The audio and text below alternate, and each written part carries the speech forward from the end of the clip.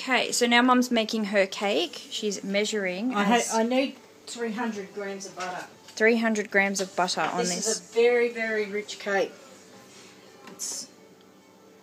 But it's really, really good. Yeah. But it's very, very rich. If you're on a diet, don't eat it. Well, you shouldn't eat cake if you're on a diet. This is an extremely lot of butter. But butter makes everything better, just like bacon. You have to cream the butter and sugar together. You have to do the sugar.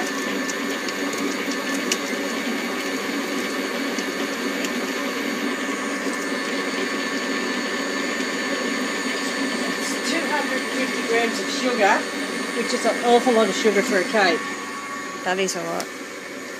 Even, I don't think Magnolia Cupcakes uses that much sugar, and that's the most sugar I ever use in anything. This cake is always a hit amongst everybody. Mum, I swear to God, has to make it at every event or anything we go to. There always has to be a pear and almond cake. But it's not, it's really called a dessert cake because it's so moist. Yeah, it is. It's like a pudding. Well, it is an English recipe, so they'd call it pudding. And I've got to have 269 because my scales, because I haven't got a container for a scale, so I use an old Chinese container and it weighs 19. So, hot tip there, remember to weigh your container first so you know how much extra you need to put in. So now Mum's just popping that in and blending it, creaming it. Because of the sugar, it's rough. It'll work away the butter from the edges, but you still have to stop and clean out the side of the dish or it won't get an even mix.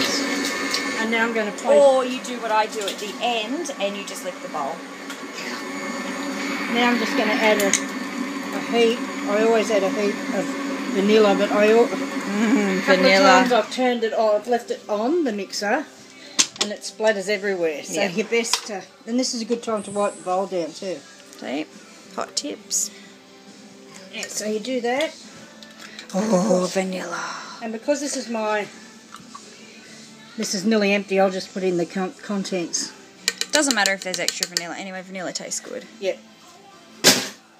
Yeah, so you don't have to worry. Now, this is a hot time to wipe your bowl down. Clean up is always good. I never do it. But it just gives you an even mix, sorry. Oh, you're right. And pull down from the beaters. Is this like a wet mix like my one was too? Like it's sloppy or not? No. Oh. And I'm telling you, this cake to eat raw. Can you eat it raw? Yes. Good, because I will be. It is beautiful. Good.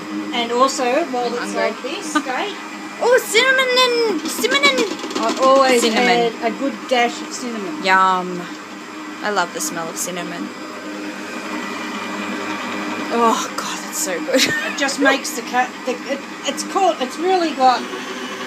Gives it warmth too, doesn't it? And a good tip when you're doing something like this and you're making a cake, make sure your butter and your sugar are creamed really well, because when you go to add the eggs, it'll curdle. Okay. But don't worry if it curdles. When you're adding your eggs, you can add a teaspoon of flour in between, and that'll stop it from curdling. But whatever you do, baking is a precise science. You don't vary from any recipe. Yep. Please, or you'll have a disaster. Any other form of cooking is fine, but not baking. Okay, so you can see the texture, see the colour of it, how white it is compared to what butter looks like. Looks good. Right, now it's ready for Smells amazing. eggs. The eggs are next, and like everything else in this cake, there's heaps of them. There's 4 eggs in this cake. Oh, that's like my one. My one had 4. Can't remember if I mentioned that or not, but it had 4 eggs. Okay. The free-range eggs are always best. Yes, and the better if you can get them. Duck eggs. Duck eggs are best for cake mix. But with a duck egg, you've got to be careful because you've got to make. You might you might have to add less eggs because they're bigger and they're richer. Yep. But they're the perfect thing for a cake, making cakes. And you do your eggs one at a time, beat them in? Yes. And if you can see how it's incorporated. So now this is a good time again. Scrape both sides and your beater. And if you could feel the texture of this, or here, Anita, if you feel the texture of what it feels like. It's like butter. Like soft butter. Yeah. Alright, add another egg. Is this Gautier? No. I don't know. We're also listening to music as we're cooking. We always listen to music when we cook. Missed my beautiful rendition of Every Rose Has Its Thorn earlier. But if you can see this now... Oh, it's not. I thought it was going to curdle, but it's not. That's number 2 egg, so it's okay. Don't worry if it does. It's not a major catastrophe. Now it's working. Sorry, the camera just cut off then. So if you look in now, we're up to the 4th egg and the last egg. And you can see it's fluffy. It's fluffy in that. But sometimes when you get to this stage, if you look in there now, see the mixture, how it is? Yep. It looks like it's curdly. Yep. Don't panic. No, it won't. It'll mix in. It'll mix in. Just go a bit higher on your blender. I mean on your mixer, sorry. If you're lucky enough to have a mixer. Yeah. Otherwise you can by hand. No, you can do it by... Oh, I wouldn't do it. It'll take you a while to do it by hand, but I used to. But get a hand blend. Get a hand hand mixer. They're cheap. Yeah. That's what we all start with. Okay, so now that's... See how it looks like it's curdled, but it's not? It's not. Okay, so that's what the mixture looks like with 4 eggs in it. Right, now we get to the... There's no liquid in this cake at all. So you get straight to the dry ingredients, which is almond meal, of course, because it's an almond cake. Pear and almond. So, although it's got a lot of sugar in it, which is carbohydrates, it's actually a pretty low-carb cake because there's no flour, is there? Yes, there is. Oh, there is. There's wholemeal flour. Ignore me, I don't know what I'm talking about. There's wholemeal flour. So, in a way, it's kind of healthy, except for the sugar.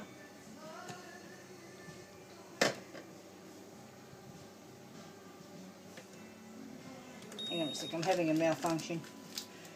I'll stop recording. Okay. Yep. Hang on, I think it's 180. I'll just double check. No, 150. 150 of wholemeal of almond meal. Now this you can get cheap if you look around. It can be expensive, that almond meal. But I saw it the other day somewhere, and I can't remember where it was. I'll find out where you could buy a kilo of it. Was it at it wasn't at the spice place, was it? Yes, I think it might have been. You could probably at the markets too. Yeah, at the markets. You could get it. But what I do when I that's what it looks like on the meal. It looks like Parmesan cheese. Yeah. And you just mix that. You don't have to do a great speed with that. Just mix it like a normal. Mix it all together. Yeah. And this is where it starts to smell really, really nice. If you like almonds, it smells like marzipan. Yum. And that'll do. Just scrape down the sides again, ready for the flour. Now you use self-raising flour in this, because as you know, you have to have some type of raising agent. Usually, it's self-raising flour, but some cakes I make you use baking powder, and baking soda. Yeah, so, okay, it's the same amount of flour, so it's 150 of self-raising. But please, whatever you do, don't guess. Never guess the flour measurements in a cake. Because big, no. You can get cheap scales. I've seen them in Coles, Woolies. You can get cheap enough scales nowadays. Or even go and have a look at Maya. They always have sales on kitchenware. We always get stuff in Maya for our kitchens because we always get stuff on sale there. And they have a good range of scales actually at Maya. Yes. I mean, you don't have to get the wacky-doo ones I've got. No, Mum has the fancy ones. But I got them for a present, so from my dear husband. From my dad. Now, in goes the flour. And that's virtually the cake. I usually let it mix for a little bit. So it is actually a pretty thick mixture, especially compared to my really thin mixture. But it looks good, and it's really dense when you eat it, but it's moist. It's so good. That's because the cooking time is very low and slow. Low and slow. Which is the secret to having really good food, I think, is low and slow. But I also make this chocolate cake, and I got a recipe from the Country Women's Association, and it was a chocolate cake, and they told me to bake. I should have known. I've baked before. It was 200 degrees. I put it in the cake. I thought, oh well, it must be a quick cake bake. No, I had to redo it, and I bake it at 150, which I do this. Yeah. This is 150 for about an hour and a half, 2 hours. Hey, Stella. This is Stella. Right. Don't be camera shy, Stella Bella. I know you smile. I'll try and make her smile. Stella. Bella. Bella. No, she's not going to smile. And here's the old boy. This is Pookie, well, Astro Boy, but I call him Pookie Bear. Hello. Hello. Hey, Stella. No, can't get it to smile. Now, you should never do that if you're making meringue or a sponge or anything that needs to rise, that's got gently curves. But if you can see the mixture, look, it's really, really thick.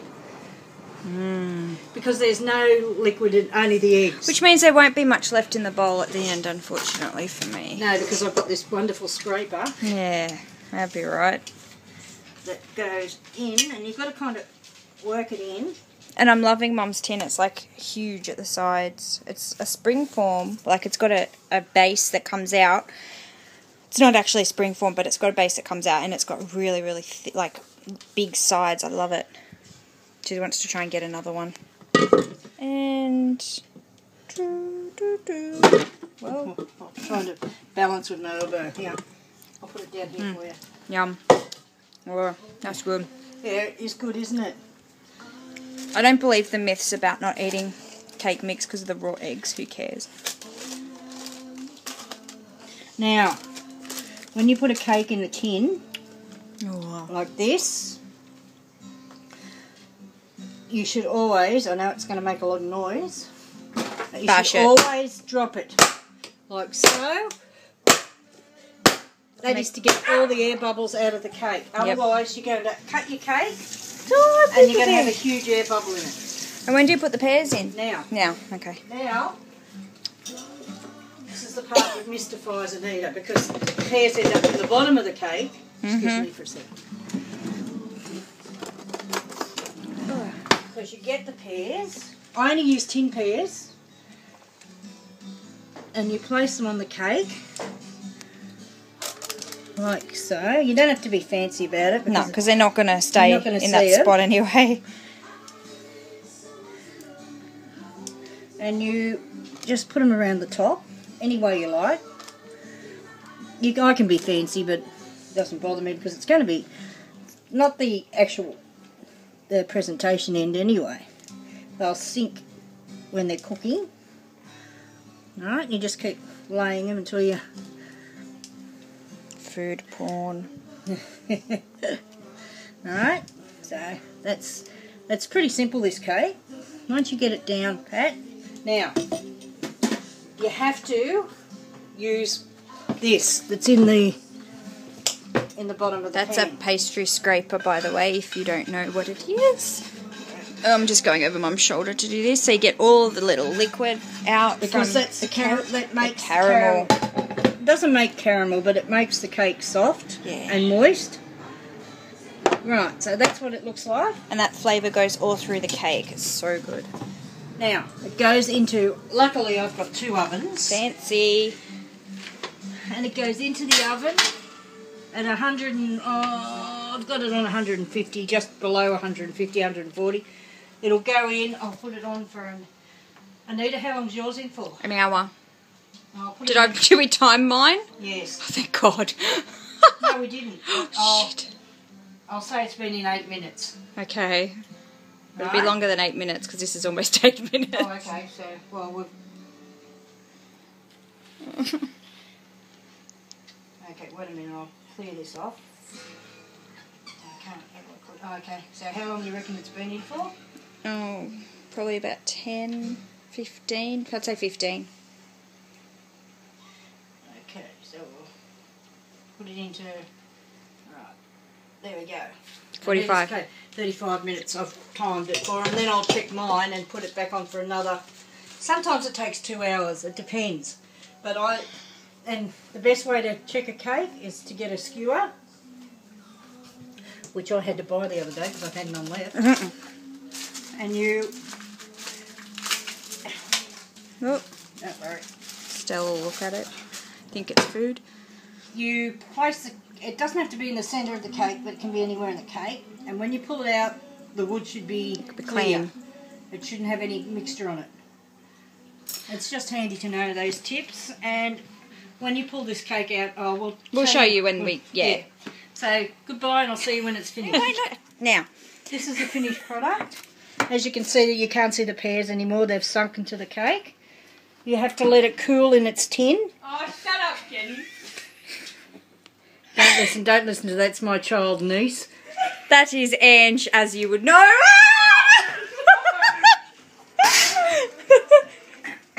Another way to tell a cake if it's cooked is that the edges come away from the pan. And you can see the edge is away from the pan. Yes. Yeah, so that's ready. That's to be cooled. And Finito. Done. Done. And now Mum will make some custard. Yes. Yeah. Do you want yours out or not? No, it's got to be in there for an hour. Okay, well let's go for lunch. All right. Bye.